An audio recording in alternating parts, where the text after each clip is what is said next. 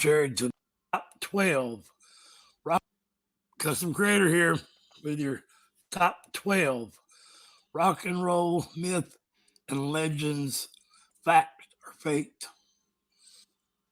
And in the world of music, there are a few genres that have sparked as much myth and legend as rock and roll, right? So it's a world filled with larger than life characters. I mean, unbelievable stories, mysteries, or conspiracy theories, that continue to intrigue people much long after they're, gone, or even to this day if they're alive. I'm gonna try to do more unique ones though. I mean, but you've got everything from the 27 Club. It's been well documented how crazy that is. Secret messages hidden in songs like Stairway to Heaven, to the wild tales of life on the rock and roll, the road, like Aerosmith, that were strung out on drugs forever. Um, uh, so let's dive into it. 12 myths, legends, rock and roll. Let's separate the fact from the fiction, figure out, think for ourselves, and question these lists. Hello, I'm a wrench, and I'm a custom creator. I'm Danny Lee, OGT.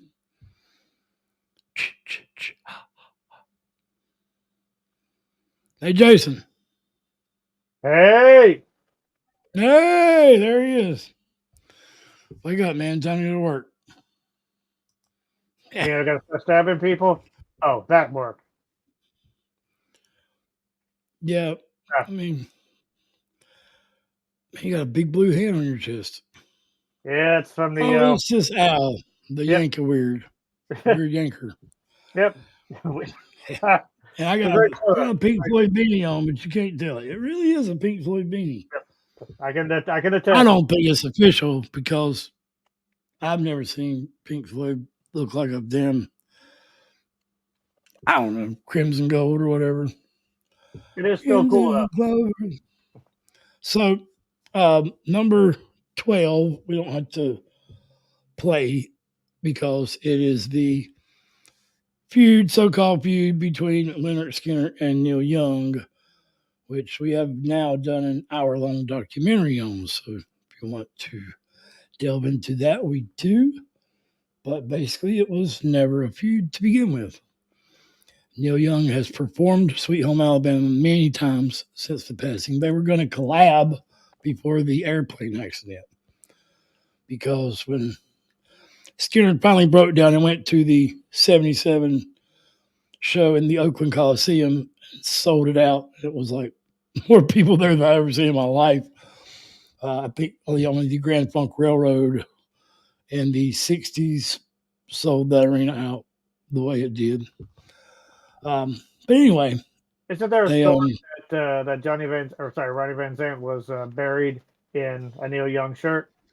yeah, that's what I was about to say. He wore the Neil Young shirt to that concert in '77, and it is said that he is buried in it too. And Neil Young says he didn't like his words in that song; that it was not well thought out because it is throwing a major judgmental or judgment upon many people when it was the actions of a few. Yeah.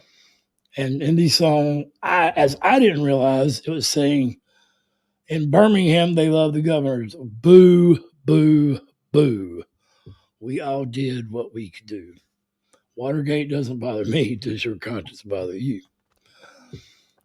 So, yeah, I mean, it's just stigmatism. So we're trying to knock that off of a lot of different types of music. So let's go back to the rock quarry here. And since we're going to be rocking and rolling.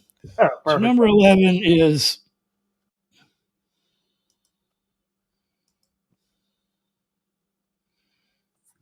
all right. Number 11, I became aware of while doing a reaction. That was to a song with Vanessa Amorosi and the band Hoobastank, which was all right. So this is it's hard to find a starting point to it. So we were doing a reaction. Long story short, And was trying to find some context on Hoobastank, and we were looking something up, and we seen this thing where the singer was 20 years too late in coming out with his heartfelt apology for the hate crime he had committed by the band's name. I'm like, Hoobastank, booby stink or something. I don't know. I mean, all I could come up with was booby stink, and maybe that they were referencing somebody or something. But how exactly what did it say, OGO? Trying to remember. German, I think. I just remember it's like it was allegedly like a derogatory term for someone who has a shoe fetish, or has many shoes of shoes. Was the original German, I think. Yeah. And then in California, it became slang for somebody who has a shoe fetish. Yeah, that's California for you. But yeah, if you get a chance, guys, check that reaction out, because like when we find that, it completely derails the entire thing for about 5 or 10 minutes as we try to wrap our heads around what we just heard. Yeah, I mean, have you wrapped your head around it yet? I mean, we don't really know. Also, one of the other members of Hoobastank also collects shoes. Shoes, yeah. So I was like, well, isn't Michael Jordan the biggest hate crime ever? Or Chun-Li from Pawn Stars? Or I got a hat fetish, even though I got a beanie on right now. But I have a lot of shoes. I mean, what about socks? I mean, is a shoe store a organization for terrorists or something? I mean, anyway, before we say too many words we shouldn't probably be saying, it's a little weird to say the least. Yeah, it was a slang. Look it up. Yeah, it was a term I'd never even heard of. I just thought Hoopstank was a weird band name. But yeah, I think someone in an article was probably overreaching, and I guess maybe the band was just trying to cover their tracks, because yeah, I don't see anything wrong with owning a bunch of shoes. I mean, I don't know. Throw it in an old shoebox somewhere. Yeah, that's that's what the reaction was actually about, a letter in a shoebox. Yeah. All right, number OGO was number 10. Okay, so number 10 is the song Shine On You, Crazy Diamond by Pink Floyd, which some people, I think, like your hardcore Floyd fans are aware, but a lot of people don't realize that that song, and really that entire album, is sort of an ode to Sid Barrett, who was the former frontman, for Pink Floyd. Their first two albums were fronted by Sid. His mental condition deteriorated really severely. Apparently, schizophrenia. Yeah. Did a lot of drugs, and like his brain balance was not. Like, yeah, let's be more specific. Sorry. Yeah. So it's psychedelics, obviously, LSD and mushrooms, whatever they could get their hands on. Roger Waters was probably still tripping, and he's definitely still tripping. I just don't know if it's psychedelics. I think he'd be a little happier if he was. If nothing else, he keeps tripping over David. Maybe David's sticking his foot out. I don't know. But yeah, Sid lived for a while in seclusion and on a podcast for Joe Rogan. Roger said he tried to visit stuff, so who knows? That's all hearsay. But so the only time I know of that psychedelics have ever hurt anyone is for schizophrenia in particular, specifically, because it does something about schizophrenia is not natural in our genome or our DNA, and psychedelics are, because DMT's in our brain and everything but LSD, which is made by the government, I think, to make super soldiers who didn't think about family at home or eating or sleeping, just what they were doing. So Yeah, Sid Barrett, really sad. Um, but we have him to thank for Pink Floyd, even though I've never heard a Pink Floyd song that had Sid Barrett as part of it. They actually sounded a bit more like the Beatles back then. It really is sort of interesting to think what would have become of Pink Floyd had Sid Barrett remained at the helm, I guess. But Then yeah, which one would be Pink? yeah.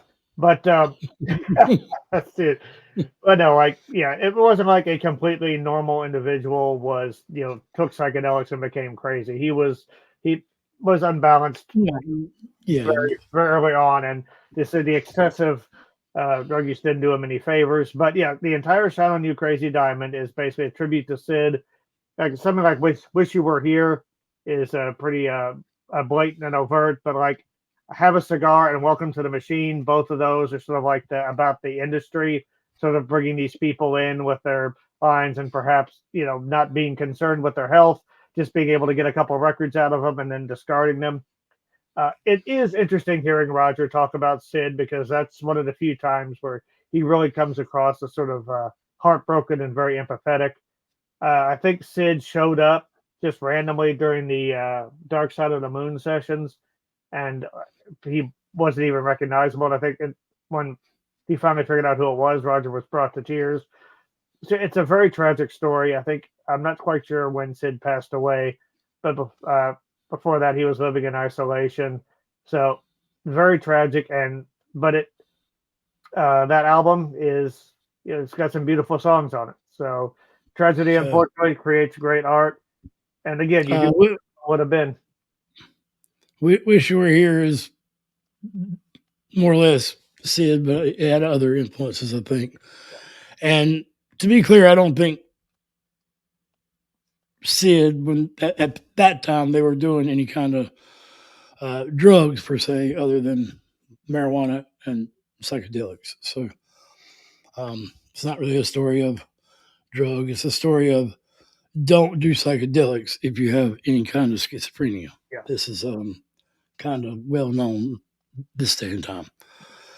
So and psychedelics are legal in many states now, so that's why I don't really consider them drugs. yeah, and they have like really Although they are no different than well, they're not addictive, man. You can't feel it several days in a row. So yeah, I don't that coffee will make me feel shitty yes. if I go without it.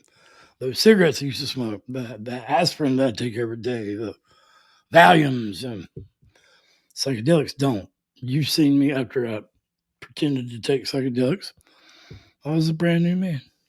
And then like psychedelics have also shown like great medicinal properties as far as treating things like PTSD and stuff like that. So just but yeah, if you're schizophrenic, something like that, it's not something you should be doing in large doses.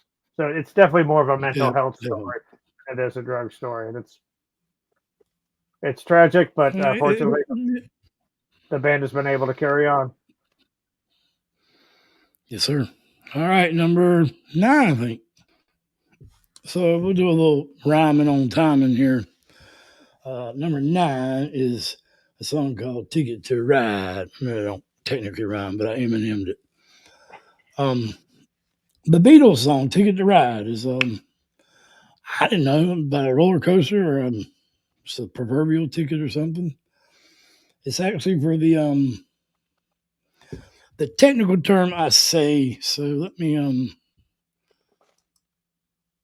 how about we go with those four boys from overseas, the Beatles. Did you know that song, you know, the one everybody loves to sing? She's got a ticket to ride. Well, that song refers to health cards that were issued by to Hamburg prostitutes, indicating the clean bill of health uh, for sales and, and the absence of a sexually transmitted disease. So, like the FDA brokers, hence the term "she's got a ticket to ride." But she don't care. All right, number 8. Well, let's go with it. All right, let's talk about a little band from Florida, the Outlaws. Gotcha. That's all I needed. The Outlaws. they made a song, Green Grass and High Tides, which is um, pretty synonymously known as Freebird's little brother. It actually was a longer dual. What did Elizabeth say? I've always called Freebird the a solo, but it's actually It's a guitar duet. yeah, yeah, yeah. It's a couple guitars, man, having making love. So um, yeah, yeah. I'm gonna quit making those references. So Still got Ticket to Ride on the you. the song. Will you look up the lyrics real quick, Ogio? The song "Green Grass and High Tides" is about actually the band being from Florida and sitting there with all their friends on the coast, looking out over the water, the ocean, and thinking about all the rock and roll singers and artists who we had lost at that time, Jimi Hendrix and Jim Morrison and Patti LaBelle. What the hell? Janis Joplin. Who the hell is Patti LaBelle? Janis Joplin and yeah, so we had lost Elvis, several singers. So this was a maybe even Skinner did at that time, but this was a song about these great artists in the celestial realm where you can see them out over the ocean playing a concert just for you. So, and the lyrics are very profound. Would you like me to read these lyrics? Yeah. All right. In a place you only dream of, where your soul is always free, silver stages, golden curtains, filled my head, plain as can be. As a rainbow grew around the sun, all of my stars of love who died came from somewhere beyond the scene, you see. These lovely people played just for me. Now, if I let you see this place, where stories all ring true, will you let me Let past me your face? see face to see what's really you. If not for me, I ask these questions as though I were a king. For you have to love, believe, and feel before the burst of tambourines take you there. Green grass Green and grass and high tides forever. Castles of soul, soul and glory. People say they adore you as kings and queens bow and play for you. Yeah, close enough. so Lost faces say we adore you, but yeah, you got it. yeah, I lost faces. Sorry. What do I say? You know what I'll say. But that was good enough. So Yeah. we don't want to take all you damn people's time all day. I mean, Listen to the we'll get song. this It's over got some of with. the greatest guitar work I've ever heard. So Yeah, it is. Yeah, killer song. I think so. Yeah. All right, number 7 is another Pink Floyd song, but uh, commonly known as with the psychedelics with Sid Barrett and stuff. Uh, as I did, watch The Wall several times um, under the influence of psychedelics and enjoyed it. And always thought the song Comfortably Numb was about that and about trying to come to for a concert and a doctor shooting you up with something to get you to snap out of it. That's why peeling yourself out of that cocoon, which this is partially true. Part of the song is from a concert. He was sick though and needed a shot of like adrenaline or something, not adrenaline, but something to get him through the show. But it mainly comes from when he was a kid and he caught a fever, and the fever gets so high you can hallucinate and literally be lucid while you're awake and but confused on everything. Um, and no, just a little no, no. I need the doctor said I need some information first. Just nod if you can hear me. And that's why his hands felt like two balloons. And yeah, it's and mother didn't mean to be so high at the end refers to just his temperature. So it had nothing to do at all with drugs. Uh, neither reference. So that was kind of a shocker to me because I always thought that song did. And either way, you can interpret it that way. And I'm sure that's purposeful as well because I have become comfortably numb. You can become comfortably numb to a lot of things, to Yeah. family dramas or to your spouse or your other half, you know, eating your damn cereal every morning and not saying nothing, or somebody taking your damn biscuits in prison, whatever, man. Whatever situation you find yourself in. Somebody using way too expressive language to explain simple things. uh, man, he flipped me off. You see that? I'm telling me, I'm telling mommy, mother, do you want to bang heads with me? But yeah, when I first Uh, heard when I first heard "Comfortably Numb," I was actually also sick as a dog, laying down in bed, feeling like I weighed like a ton. So that was a surreal experience. That was, I think, the second Pink Floyd song I'd ever heard. I'd seen the video for "Learning to Fly" on MTV, but I was laying in bed, listening to the radio, sick as hell. "Comfortably Numb" comes on. Yeah, utterly blew my mind. It sort of like synced up with the experience perfectly. So I guess you could say maybe like that first verse is Roger remembering the childhood fever, and then the second verse is him sort of like the current situation where he's sort of going back. It was like this is um, the second verse is about getting medicated to do the show, whereas the second one was the childhood, and then like the line at the end, the child has grown, the dream is gone, which I've always loved. So, and like you said, it can be interpreted in so many ways, comfortably numb, but regardless, it's one of the greatest songs ever written. It's an amazing piece of work. But yeah, all right, so I realize I've done a much better job explaining it here. So during this fever, Waters felt as if his hands were like two balloons, a sensation he later described in the lyrics. It also draws from a later experience in Roger Waters' life, though, in '77, despite being severely ill. Um, he was compelled to perform at a concert, so the doctor had to give him an injection to help him get up on the stage. That incident is what inspired the song.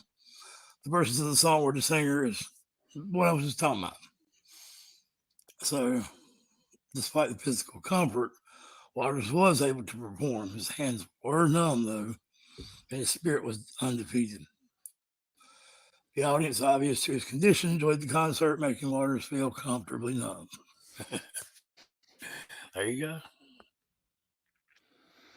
All right, number 5 is something I thought my whole life as well. So, in the Eminem song "Stand," it talks about Phil Collins singing the song about a guy drowning, and he didn't help him, and he seen him at the concert later and got him arrested. I've always heard that footage was taken off YouTube because it was a personal matter, and it was a police matter, and a privacy issue for the criminal. But so I heard that. Well, well, I was there and I saw what you did. Saw it with my own two eyes. I've seen your face before, my friend. But I don't know if you know who I am. Oh, that was right before that. But but when you told me you were drowning, but you would not lend a hand, um, so it was about essentially Phil Collins seeing like basically like Jason at a camp counselor or camp or something. Counselor let a kid drown, basically watched him drown it, and Phil seen it. And then he got popular later and sent this guy tickets or girl, whatever, and to the front row. And then when he debuts that song, when the drum solo kicks in, he looks and the cops are coming down both aisles and they arrest the person and take him out. It was like the coolest story I'd ever heard, but total bullshit. it is an urban Did legend. not Yeah, never did happened. not happen. The song Um, is actually about the divorce that Phil is going through, and if you read through the lyrics, you can see they're probably aimed at the person that his significant other was cheating on him with. If you told me you were drowning, I would not lend a hand. I've seen your face before, but I don't know if you know who I am. I was I think that's there. talking to the boyfriend. I've Yeah, seen your face before, my friend, but I don't know if you know who I am. Yeah. I was there, and I saw what you did. Yeah, Yeah. I grew up on Phil Collins. Still love me some Phil Collins. And yeah, I heard this too. I also thought it was a badass story.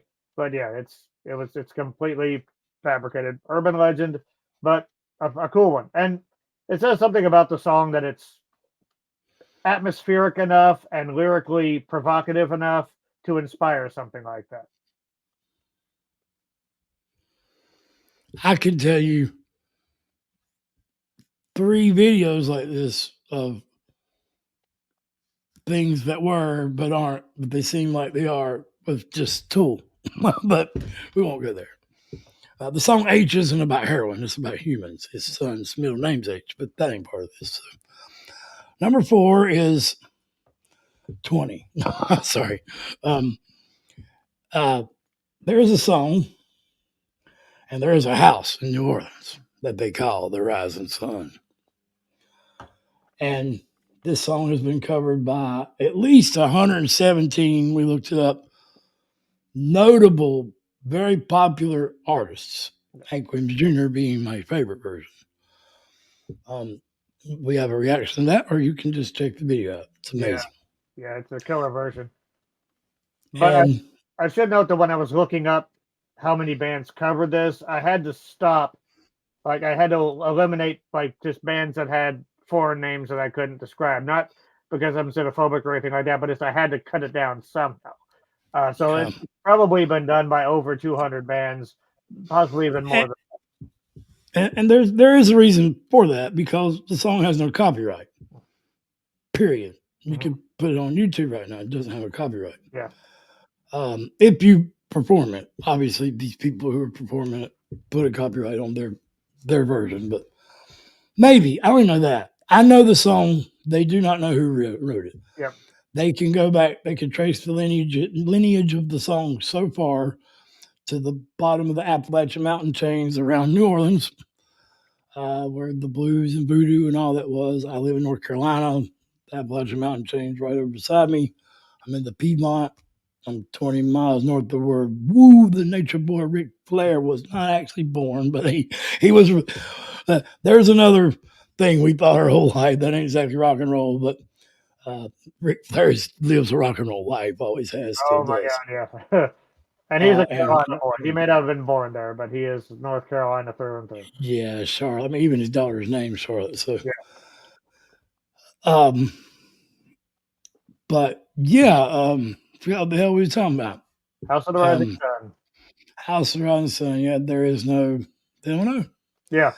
They do not know. So, and I don't know of another song that's famous worldwide like that. That has seemingly no origin. Like it just trails off into mystery. I like that Yeah. though. Yeah, it's almost like it was that Appalachian area. It's like it was just spawned in this primordial, spiritual, artistic soup. Yeah. And it's about, whether it be a religious reference or a genetic reference, it's about a son talking to his father who he can't fill the shoes of, who is no longer here at that time. And who better to do that than Hank Williams Jr., being the son of the iconic Hank Williams Sr., who pretty much created music, not music, the genre. Yeah, if anyone embodied that song, it would be Hank Jr. Yeah, and he sings it like he means it. Well, yeah. So yeah. Number 3 is, hold on, Dave's song. All right, number 3 is actually a combination of 2, we'll call them cameos of a guitar player and 2 different songs by 2 major artists. We just talked about one, Hank Williams Jr., and Michael Jackson. So there was a guitar player in the song, was it Young Country? Yes. Young Country by Hank Williams Jr., where ZZ Top impersonators, which is actually Van Halen, is in that video. And one of the most iconic guitar riffs ever is, yes, in an R&B song or a pop song or whatever Michael Jackson was, just as much rock and roll as anything. He was just as rock and roll as Elvis, put it that way. Yeah, no doubt. Um, Michael Jackson was a bad man. I mean, I don't know if I'd let him babysit for me. I don't know.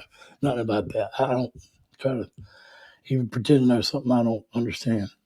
Like Hank Jr., he's been a star since he was a little kid, so maybe he just wanted to relive his childhood. I don't know. Um, but he he don't play guitar. Eddie Van Halen plays the guitar. Unbeknownst, what is that the right word? Unbeknownst, yeah. To Van Halen at the time that he was doing it, and he asked for no recognition at all on Beat It during the iconic knife fight. The guitar solo. The rest of the guitar work is done by another guitarist, but I think they're pretty famous too. But Eddie Van Halen does the solo, and it's it's amazing. I go back and listen to it. It's really good. It's one of the most recognizable ones on the planet. And the crazy thing is, the song ended up being one of the biggest top selling. So that album was number one for a long time, and Eddie gets no credit for it at all. So I guess that's what you get for sneaking around behind the bandmate's back. So the rhythm guitar on that song, that was done by Steve Lukather, who's probably known best for Toto of Africa and Rosanna fame. He's also gone on to do it. Yeah, So blessed rain down in Africa. and then the solo, of course, was done by Eddie Van Halen. He got no credit, but like especially if you think about guitar in that day and age, there's no denying who that is the minute you hear him play. It's like, yeah, that's most definitely. But I never knew it. I never even really realized that was a guitar solo because you're just not thinking about it listening to Michael Jackson, I guess. But especially not in my younger days, I mean, it was just badass. I didn't really notice the guitar in it, but some people may have. I don't know. But yeah, I definitely wouldn't have thought it was the voice from Muscle Shoals that done all the iconic African American songs. When a Man Loves a Woman, Percy Sledge, and RESPCT was three goofy white boys. I mean, I would have never thought there would be a white boy playing guitar for Michael Jackson either. So, if you don't know anything about that, just look up Muscle Shoals, and you won't be disappointed. Michael also went on to collaborate with Slash on the song "Black and White." So, yeah, Michael knows a good guitarist when he hears it. Like Danny said, Michael is rock and roll as fuck. Yeah. And so that brings us to number 2, right? Yes. And number 2 is by a band that's been on the list twice already. And which one is pink is Roy Harper. So we'll explain this. The song Have a Cigar, as anyone that's ever done anything more than just listen to the music of Pink Floyd knows that Roger Waters and David Gilmour don't get along. They never have. They probably never will. Let me write this down. They coexist sometimes. Sometimes they don't.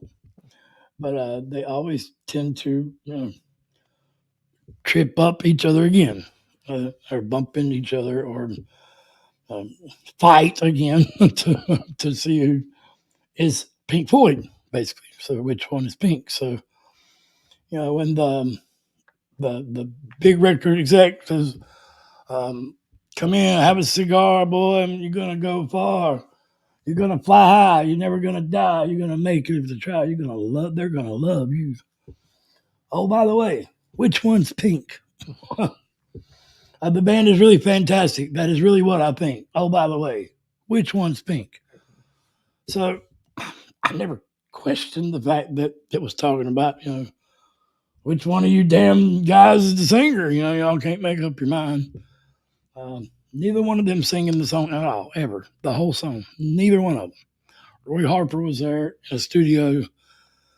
I don't know the exact story, but they supposedly couldn't hit the right notes in the song. I think they were just arguing probably and wanted to do this in a profound way. Supposedly those lyrics aren't for this thing, suppose it was a random thing. I don't believe that because it fits perfectly into which one's pink, like neither one of them in this song. So to me, it was beautifully crafted and a wonderful, wonderful ha ha to one of the greatest rock songs ever. But again, like Eddie Van Halen, Roy Harper had no idea this song was going to be as big as it was, and also gets no credit for it at all or no money. So, um, guess that goes. Don't do favors for Pink Floyd. It is interesting, though. Roy Harper did go on to, he sang with David Gilmour on his first solo album, and he was on his first solo tour as well. So he did keep connected with at least David. I don't know how he, I don't know if him and Roger stayed in touch, but There was probably a wall there. yeah, Get it? I see what you did there. All right, so that brings us to number one. For number one, we're going to have to watch it first. And this is extremely disturbing. And we're going to play it. So it deals with self destruction of a human being, Yeah, a politician on national television. So this was not anything that is in a movie or was not on national television because it was. it's really graphic So and really disturbing. yeah, so maybe we should play it up to a point and then Yeah, explain to you what it is, and then if you want to stick around and watch it after that. yeah. So station identification. Um, all right, so we picked a version that doesn't actually show it, but we're going to play this for a little bit. This is a Bud Dwyer, and he basically was conned. Said he was embezzling money, and he was actually one of the few honest politicians, Yeah, and we know what everyone happened knew to it. And he didn't take a plea and thought that justice would prevail in the end, but he ended up getting like a life sentence. And so this is his last conference before he goes to prison, and he's sorting out things with his wife and different people and giving a speech. And set fire to American pride, close quote. Perhaps what America needs most now is another Lincoln Steffens, an author who will write a best-selling book entitled The Shame of Our Law. As my political career draws to a close, I want to thank the people who made it possible, beginning with the good people of Crawford County, who in 1964 had the faith to elect a 24-year-old as the youngest member of the General Assembly, and then the people of Crawford, Mercer, and Eastern Erie counties, who in 1970 elected me to the state Senate. Thanks to the voters of Pennsylvania, who elected me treasurer in 1980, and in 1984 saw through the sham of the CT allegations and reelected me by a margin of 310,000 votes. In all, I participated successfully in 8 primary elections, 8 general elections, and 1 election for delegate to the Republican National Convention, which was my personal bicentennial project. And I'm on the last page now, and I don't have enough to pass out, but Duke, I'll leave this here, and you can make copies for the people. There's a few extra copies here right now.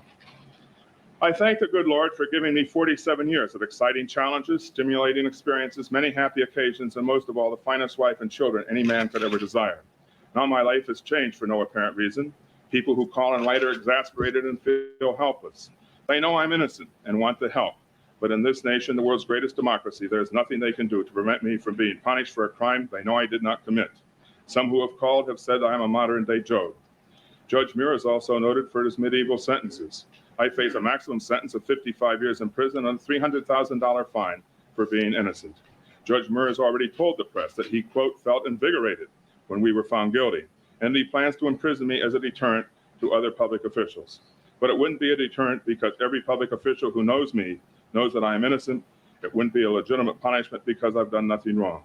Since I'm a victim of political persecution, my prison would simply be an American gulag.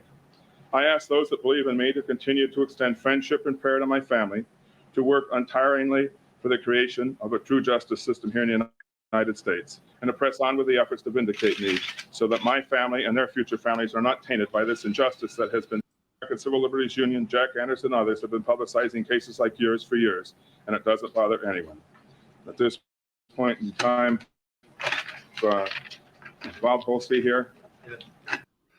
So the first concert I ever went to was White Zombie, and the opening act was Filter.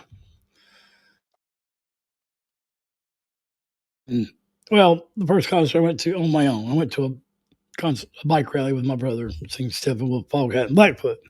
Oh, well, So, and Boobies for the first time. So. Yeah. Yeah. It was a magic carpet ride that was born to be wild. And there was trains. So, or at least a highway zone. Anyway, this is, say, well, I'm going to talk rock and roll. I'm an idiot. So this is not going to show this, but the most popular song Filter ever had was "I Wish I Would Have Met You, but now it's a little late. What you could have taught me could have saved some face.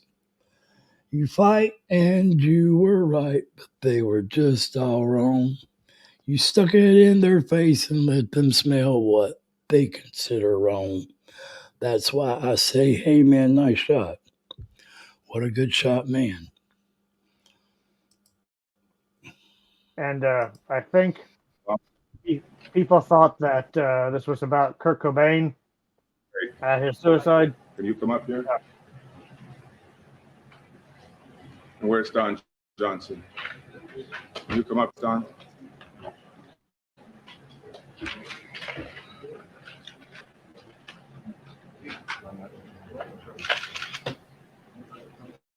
Greg, where are you? I'm right here.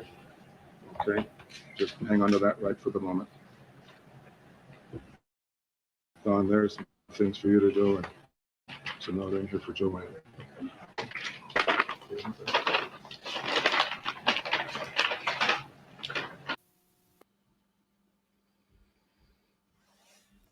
So he goes on there to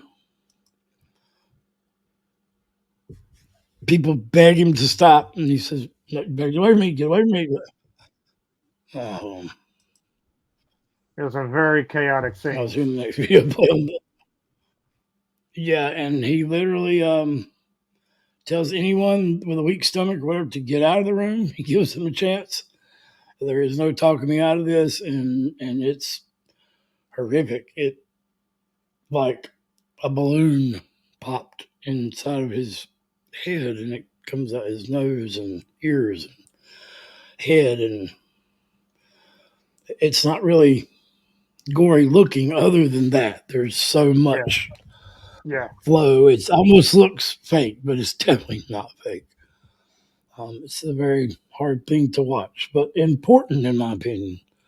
I heard that about Kurt Cobain too, but I mean, Filter made this song in the early 90s. It would have had to have been like right after Kurt Cobain did it. So, it's inappropriate or it's incorrectly linked with Kurt Cobain's suicide. It's obviously about this politician. Yeah, because he said, I think it's because when they're screaming, it's I wish I could have met you. I wish I could have met. Something like that. That's how it goes. But yeah, I think Cobain's suicide was in the news, at least at that time. More than I think a lot of people hadn't heard of this gentleman who were aware of Cobain. So, but because like when you brought this up, this is the first time I'd heard of it. But try not to say that word.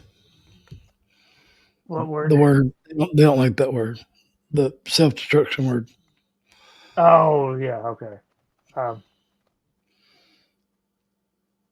But sorry, I didn't mean to mess you up. No. I understand. I keep forgetting the YouTube algorithm there. No, it's their community guidelines. Guidelines. But yeah, basically, it was not about Kurt. It was about this politician because they felt he sort of made a statement against those that had wrongfully accused him Others said that it made him look guilty because he killed himself. But just the casual demeanor by which he handed out all this material and he stated his innocence, and then went to something so drastic that he was did it so seemingly casually. That again, it's a very disturbing image, and that is someone who is Yeah, certainly. I don't know about casually. I mean, he's upset. I mean, he's sweating the whole time there. I mean, and he just does it suddenly. More would be the better word than casually. Yeah. He does it suddenly because it looks like they're trying to lunge towards him to Yeah. stop him. Yeah. Um, I guess I was referring to like his demeanor beforehand, where he's just passing out yeah, stuff. but he's sweating the whole time. I watched it several times. So. Yeah. But yeah, it's terrible thing. So I think that was appropriate for number one. Yeah. And hope you guys all enjoyed it. Yeah, it always makes me think, when I hear that song, especially since it's one of the first bands I've seen, and I've sang that song again my whole life. That's what a lot of this list was for, like things that I thought my whole life about certain songs. And the thing about it is, this is a sort of list that we could probably find 10 more of these as well. And it's but yeah, I thought these were interesting. Like the one with the License to Ride. I had no idea on that. Never hear that song the same way again. And just so hopefully you guys have learned something or been interested or entertained throughout this whole thing. So if you have any rock and roll conspiracies or crazy facts you'd like to share, just hit us up in the comments. There's one thing we like doing is talking music. Milli Vanilli lip sing. They were, oh my god, yeah, I remember that scandal. And a lot of people probably don't know. And now people do it on purpose. Like, it's coming back now. Like now people are lip syncing their instruments, like they're faking playing. And they told Alan Jackson to do this at the Country Music Awards. So they did, except for the drummer, the whole time doesn't have sticks. Yeah. It's not until afterwards. Yeah. Screw you to like, okay, we'll do it. So the drummer, he's going, oh boy, but Ness Amorosi got in trouble because he didn't want to do it at the a German festival, yeah. German festival.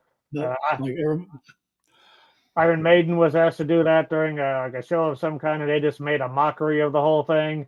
Like Bruce grabbed Steve's bass, and Steve just grabbed the mic and started lip syncing. So yeah, I mean, thumbs up to bands that just sort of like refuse to do that stuff, that know that they can perform live. All right, mental health is real. We advocate that on this channel, and that is several of these stories are very good examples of that. Yeah, most definitely.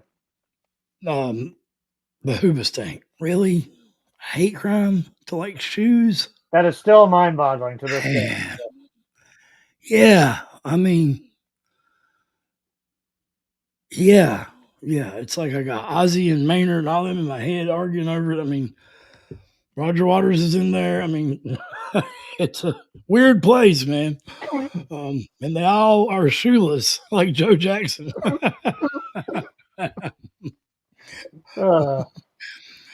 These boots are made for walking. And the shit's getting deep. So, yeah, go play in the creek. I don't know. Play in the roads, what my mom told me. I don't think she meant it. So, yeah, go play in traffic. Don't really do that. Seriously. Listen, didn't really mean that at all. Maybe at night when there's no traffic. Much love. Don't listen to him. No, don't listen to him. No, do not go play in traffic. Or pet the bears. Do not take selfies with bison either. It's dumb. Yellowstone. People were taking selfies with 2-ton animals with horns. They're getting trampled. Oh. Yeah, so don't pet bears, don't play in traffic, don't take selfies with bison. 3 Lessons from Bison. Okay. I didn't hear what you said. All right. Yeah, we'll cut this up. All right. I can't cut these out. Sorry, guys. Peace out. Much Love love. y'all. Hope you enjoyed it.